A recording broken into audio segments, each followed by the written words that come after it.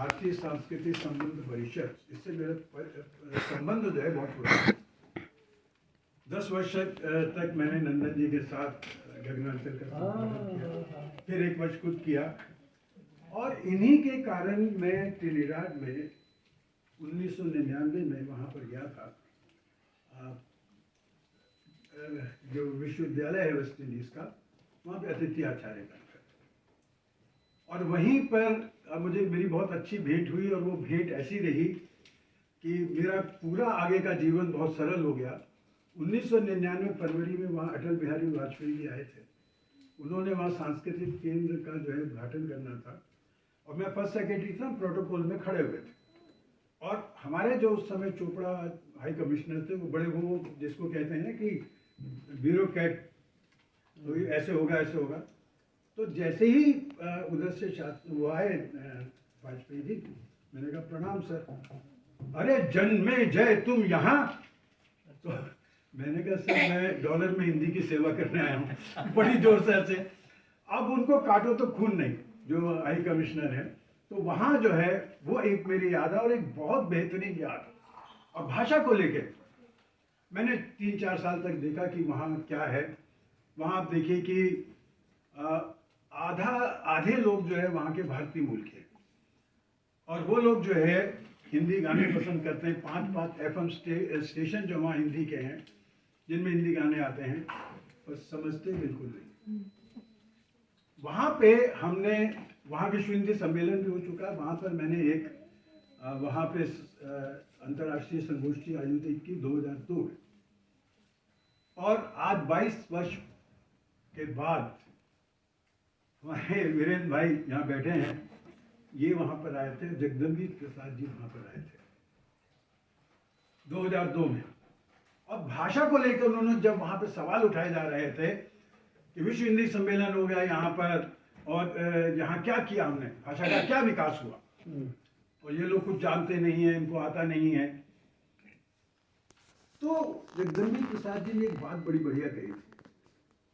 उन्होंने कहा था ट्रिनिडाड के जो लोग हैं, इनके लिए भाषा वैसे ही है जैसे हम घर में गंगा जल रखते हैं। क्या बात है, वाह वाह वाह। जैसे उसका हम पवित्रता, इनके लिए पवित्रता, मतलब उससे मिल के ये जो अपने आप को पवित्र महसूस करते हैं, अपनी जुड़ाव महसूस करते हैं उस चीज को। बहुत। तो यही मुझे लगता है कि जब हम विभिन्न भारतीय भाषा और इन चीज़ों की बात करते हैं, तो मुझे लगता है ये चीज़ आती है। दूसरा, सही कहा कि ये बड़ा नया सा विषय है, और ऐसा है कि जिस पर बात करने के लिए मैं तो साधुवाद देता हूँ राजेश को, राजेंद्र को, और आपको। आपने भारतीय भाषा में उनके राजभाषा के बारे में बात की, कि विषय सुनते ही सर में दर्द होने लगता है, भैया क्या है। और मेरे साथ तो उल्टा हो, मेरे दांत में दर्द होने लगा, तो मुझे पता नहीं क्या हुआ, लेकिन बोलूँगा कैसे। क्या है कि फिर मैंने सोचा कि क्या व्यंग्य का कोई संबंध है, राजभाषा का व्यंग्य की उपादेयता कहीं है, क्योंकि वीरेंद्र जी ने कोई सोच के ही विषय रखा और चुनौती वाला विषय रखा है। तो मैंने देखा कि राजभाषा का तो बहुत गहरा संबंध जो है वो व्यंग्य के साथ है। जो राजा की भाषा है, चाहे वो राजतंत्र में रही हो, चाहे वो प्रजातंत्र, राजा का मतलब सत्ता से निरंतर व्यंग्यकार का विरोध रहता ही है। ये संबंध है दोनों के बीच का। और मेरा मानना यह है कि वो भाषा भी जो है, वो राजभाषा जिसको आप कहते हैं, वहाँ भी 36 का आंकड़ा ये है जो हम बात कर रहे हैं यहाँ पर, कि भाई ऐसी भाषा होनी चाहिए, राजभाषा ऐसी होती है। शायद मूल जो संघर्ष है या मूल जो मतभेद हैं, वो व्यवहारिक और सैद्धांतिक है। सैद्धांतिक भाषा का और व्यवहारिक भाषा का। व्यवहार में जो भाषा प्रयोग में लाई जाती है, और सिद्धांत, और हर जगह के भाषा की हर जगह की भूमिका अलग है।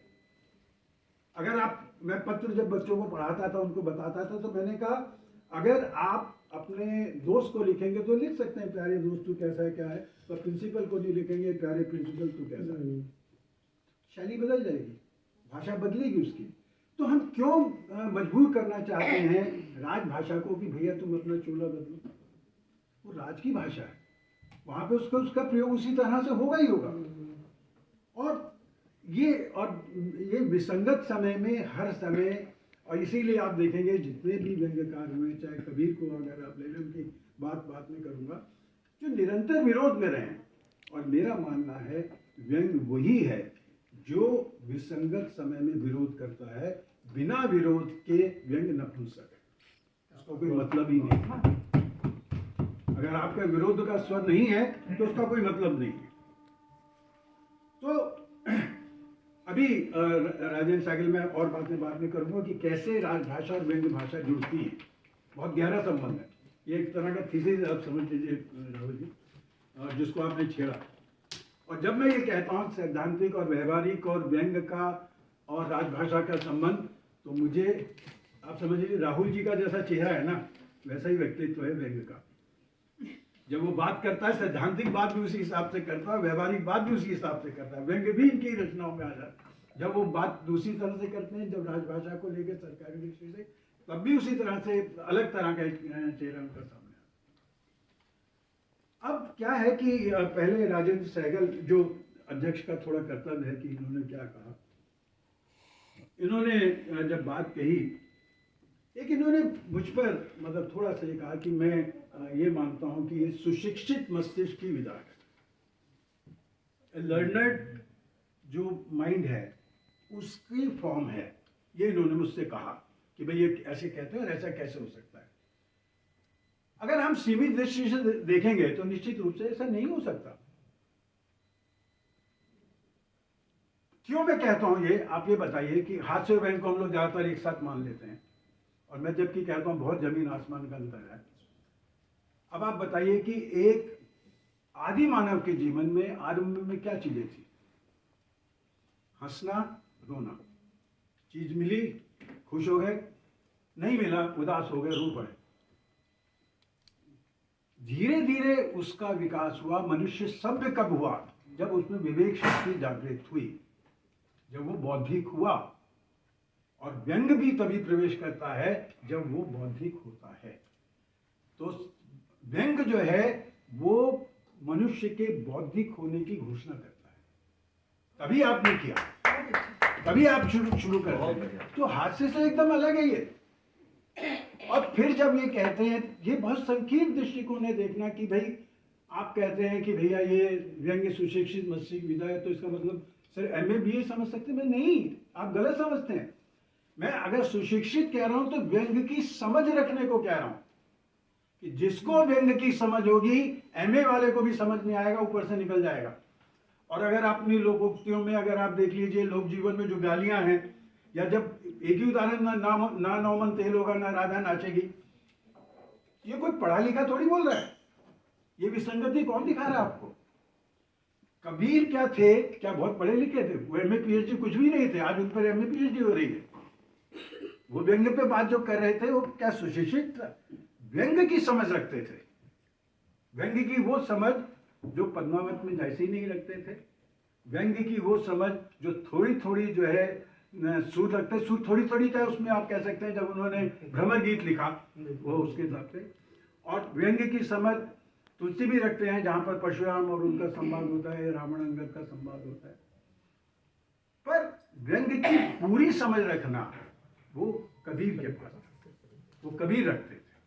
तो ये समझ जो है अगर आपके पास है, जहां पर मैं ये कहता हूं कि आजकल हमारे व्यंग्यकार जो है वो आधे कबीर हैं। कबीर में साहस था कि वो कह सकते थे तू जो ब्राह्मण ब्राह्मणी का जाए और द्वार से क्यों नहीं आया, या कांकर पाथा जोड़ के मस्जिद क्यों बनाए। आज आप दोनों बातें नहीं कर सकते, ये कबीर कर सकते थे।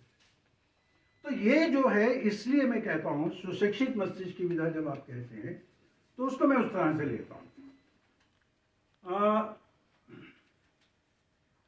दूसरा इन्होंने ये कहा कि व्यंग्य आलोचना को लेकर, इसको मैं थोड़ा, क्योंकि व्यंग्य की उपादेयता पे और व्यंग्य पे बात करें, मैं थोड़ा व्यंग्य पे बात करता हूँ, फिर राजभाषा पे बात। कि जब इन्होंने ये कहा कि व्यंग्य की आलोचना को लेकर, भी उसमें तो आलोचना तत्व वैसे ही, आप आलोचना क्यों करते हैं? आप क्यों कहते हैं उसके लिए आलोचना की जरूरत है? लुच्च धातु तो वो है जो आलोचना का शास्त्र नहीं जानते। तो मेरा कहना वही है कि जैसे आप व्यवहारिक हिंदी को जानते हैं, एक सामान्य व्यक्ति को अगर आप कोर्ट में खड़ा कर दें, उसकी जगह वकील जाता है बताने के लिए, वो कुछ भी बोलाएगा उसके ऊपर उल्टा केस हो जाएगा। वहां जरूरत है उस भाषा की जो कानून समझता है, उस भाषा की वहां जरूरत है। इसीलिए जब आप कहते हैं आलोचना, तो वो भाषा जो व्यंग्यकार बोल रहा है वो तो ठीक है, पर जब आप उसको पाठ्यक्रम में पढ़ाने लगते हैं तब ये नहीं होगा। मैंने एक जगह मुंबई विश्वविद्यालय में मेरा एक व्यंग्य पढ़ाया था, तो उन्होंने कहा इनको बताइए कैसे करना। मैंने कहा आपसे पूछा आप कैसे करेंगे व्यंग्य का? कहते जी हम पूछेंगे इसमें पर्यायवाची शब्द कौन से, हम इसमें पूछेंगे कि इसकी व्याख्या कर दीजिए। वही परंपरा ढरा जो लगा हुआ। तो वो व्यंग्य का आलोचना शास्त्र नहीं तैयार है। इसी कारण से मैंने एक व्यंग्य जनसत्ता में लिखा था, आप जिसके संपादक की, तू भी रानी मैं भी रानी कौन भरेगा पानी। हिंदी व्यंग्य में स्थिति है कि हम दोनों रानी हैं, पानी कौन भरेगा। व्यंग्य का पानी भरने वाला कोई नहीं है, उसकी बहुत कमी है। नया चूजा भी उत्पन्न होता है ना, तो उससे कहते हैं कि भैया आप बाहर आ जा, तो कहता है पहले मेरा मूल्यांकन करो फिर मैं बाहर आऊंगा। ये हालत। पर व्यंग्य का आलोचना शास्त्र नहीं है। इसीलिए मैं कहता हूं कि व्यंग्य लिखा है, आपको हैरानी होगी। परसाई को छोड़ दीजिए, परसाई क्योंकि प्रगतिशील खेमे से जुड़े थे, 20 लोगों ने लिखा है। आप मुझे बताइए शरद जोशी पे कौन सी किताब है? उन्होंने इतना लिखा है, एक आध किताब होगी। रविन्द्रनाथ टैगोर पे कितनी किताबें, सिर्फ एक अंक इन दोनों पे निकाला, वही है इस पे। हाँ, दोनों पे अंक निकाले मैंने। श्रीलाल जी पे 2-3 किताबें या फिर उनपे थीसिस राग दरबारी के कारण में। क्यों नहीं है? क्योंकि व्यंग्य का आलोचना शास्त्र आपके पास नहीं है। और इसी आलोचना शास्त्र के ना होने के कारण राग दरबारी जब आया था, उस समय नित्यानंद तिवारी ने इसका बहुत मजाक उड़ाया, कहा था ये घटनाओं का जंजाल है। अब वो तो घटनाओं का जंजाल जब जिसमें बिंबात्मक सारा होता है, जिसमें कथा सूत्र होता नहीं है, जिसमें क्षेपक होते हैं, तो घटनाओं का जंजाल होगा। और इसीलिए दोबारा जब मैं श्रीलाल जी पर निकाला राग दरबारी का पुनर्पाठ, तब उन्होंने माना कि निश्चित रूप से व्यंग्य का एक बंधान होता है और उस बंधान में व्यंग्य को देखना चाहिए, ये उन्होंने कहा। तो इसलिए आलोचना की मुझे लगता बहुत आवश्यकता है। अब ज़्यादा इनके ना राजेश ने, मतलब इन्होंने शुरू में ही जो हमारी चिंता थी राजभाषा और व्यंग्य को कैसे जोड़ा जाए, उन्होंने जोड़ा। और निश्चित रूप से मैंने ये देखा है कि इन्होंने एक बात कही कि जिन पर व्यंग्य जो है आक्रमण, मतलब व्यंग्य जो है उसको रूखा मानते हैं। तो रूखा वो मानते हैं जिन पर वो आक्रमण करता है, जिनको लगता है मुझ पर है। बाकी लोगों को तो बड़ा आनंद आता है कि अच्छा के नेता को ही पकड़ के। इसीलिए अब व्यंग्य जो है, भाषा की बात जब करूँगा तो बताऊँगा, उसकी अलग चीज़ें हैं। और राजेश जी से मैं बहुत सीखता हूँ, क्योंकि भाषा का जितना ज्ञान इनको है, और मैं चाहूँगा कि इस संबंध को जोड़कर एक थीसिस तैयार करें, इन दोनों चीज़ों को, व्यंग्य की भाषा को। बहुत अनुभव है और बहुत गहराई से चीज़ों को देखते हैं और बहुत ध्यान से देखते हैं। अब जब बात कर रहे थे व्यंग्य की और उसकी भाषा को लेकर, एक बात मैं उस पर कहना चाहूँगा व्यंग्य को लेकर, भाषा को, कि व्यंग्य का विधा से अगर अलग करने वाला कोई तत्व मुझे लगता है वो उसकी भाषा। और चीजें हैं, आलोचना है, विसंगतियों पर आक्रमण है, पर व्यंग्य की भाषा जो वही भाषा है जो कबीर को तुलसी से अलग करती है, वही भाषा है जो कबीर को जैसी से अलग करती है, ये वही भाषा है जो कबीर को सूर से।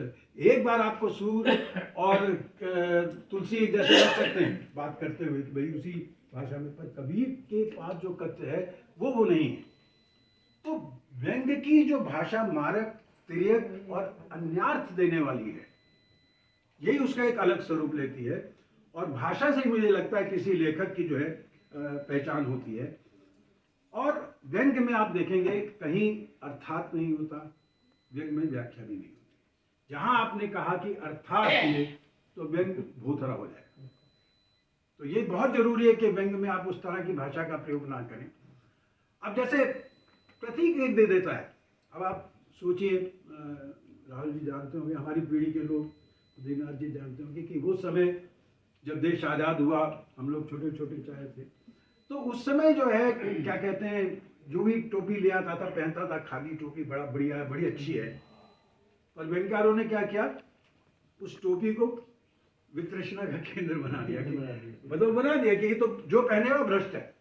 ये भाषा जो है वो किस तरह से व्यंग जो है काम करता है, उसी तरह से अब जब हम कहते हैं, इन्होंने अभी शुष्क की बात की, तो भाषा में ऐसा नहीं कि व्यंग की भाषा शुष्क है, वो भी सादृश्य विधान का प्रयोग करती है, वो भी चीजों को लेकर सामने आती है। अब जैसे एक उदाहरण देता हूँ, परसाई की एक रचना है, परसाई पे आपने काफी बार माता दिन चांद पे अगर आपने पढ़ी, उसमें वो बता रहे हैं, उन्होंने एक बिंब दिया पुलिस कर्मचारियों के बीच खड़े हुए नेता का, और उसका एक रूपक बांधा है। अब देखिए, बड़ा सुंदर दृश्य होता है, आगे पुलिस, पीछे पुलिस, बाएं पुलिस, दाएं पुलिस, और बीच में ये कमल मुस्कुराता चला जाता है। अब बात समझ जोड़िएगा। तो ये, और एक सूखा सरोवर है जिसमें खाकी लहरें उठ रही हैं, खाकी लहरों के बीच एक कमल खिला है। ये कहाँ जाती है? मतलब उन्होंने एक बिंब जो है प्रस्तुत किया है, उस बिंब को भाषा की दृष्टि से अगर आप कहते हैं, एक निवेदन है, मैंने शुष्क नहीं कहा, मैंने रुक्ष कहा। चलिए सर, ठीक है। हाँ ठीक है, दोनों में अलग है। रुक्ष ठीक है, चाय के बाद विचार करें। मतलब मैं, अच्छा आपने दोनों जो कहा, मैं ये कहता हूँ कि व्यंग की भाषा भी जो है वो कलात्मक हो सकती है, वो रसात्मक आनंद देने वाली हो सकती है। राजेश जी, मैं भी कुछ स्पष्टीकरण नहीं दे रहा हूँ, ठीक है। ये मेरे दोनों शब्द चलिए, अलग है, चलिए। शब्दों से मेरे थोड़ा प्रेम है। हाँ, अब व्यंग की भाषा कैसे अलग है, इसके बारे में मैं क्या हुआ कि एक बार परसाई जी से कहा गया कि मुक्ति बोध का मूल्यांकन कीजिए और उनके बारे में लिखे। तो उन्होंने एक बात कही थी कि सामान्यतः किसी भी समकालीन रचनाकार के विषय में प्राप्त और प्रदत्त भाषा से विचार किया जा सकता है, लेकिन हिंदी में शायद मुक्तिबोध ऐसे कवि हैं जिनके बारे में चर्चा करते हुए प्राप्त भाषा से काम नहीं चलता। और यही बात मैं कहना चाहता हूँ व्यंग्य के बारे में, आप प्राप्त भाषा से काम नहीं कर सकते। जो प्रदत्त भाषा है, जो प्राप्त भाषा है, उससे काम नहीं कर सकते। अब थोड़ा सा पश्चिम की, क्योंकि पश्चिम में भाषा पे बहुत काम हुआ है, बहुत 3-4 मिनट लूंगा। मैं अपने अध्यक्ष को भी समझा रहा हूँ कि 3-4 मिनट लेने जा रहे हैं। क्या है कि अगर वहाँ व्यंग्य की भाषा का अंतर विकास समझें कि कैसे भाषा बदलती, जैसे हमारे यहाँ कबीर से आज भाषा बदलती चली जा रही है,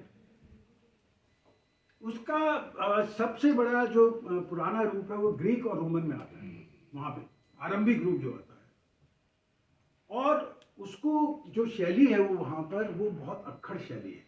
मतलब इस तरह की शैली है जैसे कहा जा सकता है कि उग्र भाषा वाली, और इसको मिलिपियन शैली कहते हैं, मिलिपियन शैली के रूप में उसका प्रयोग किया जाता है। अब क्या हुआ कि उसके बाद समय बदलता है, उसमें राजतंत्र आता है, सभ्यताकरण होता है, सभ्यताएं सामने आती हैं, और नव शास्त्रवादी जो हैं वो ऐसी भाषा का प्रयोग करते हैं जो अपनी सीमा में रहे और अपनी मर्यादा में रहे। मतलब फिर वो भाषा आ जाती है, जैसे तुलसी की भाषा, वो सीमा में मर्यादा में आ जाती है।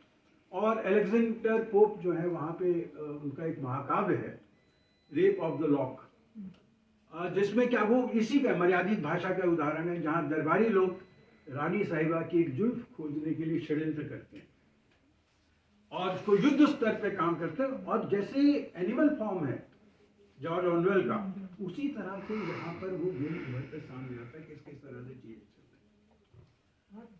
और इसके बाद जो एक जवेलियन भाषा आती है जो बड़ी खिलंदड़ी भाषा है, तो वहाँ पे अध्ययन किया गया। मैं जब ये कहता हूँ कि यहाँ पे हमारे अध्ययन नहीं किए भाषा की दृष्टि से, तो मेरा सबसे बड़ा दिक्कत ये है कि हम व्यंग तो कर रहे हैं पर व्यंग की भाषा, व्यंग की आलोचना शास्त्र पे बात नहीं कर रहे।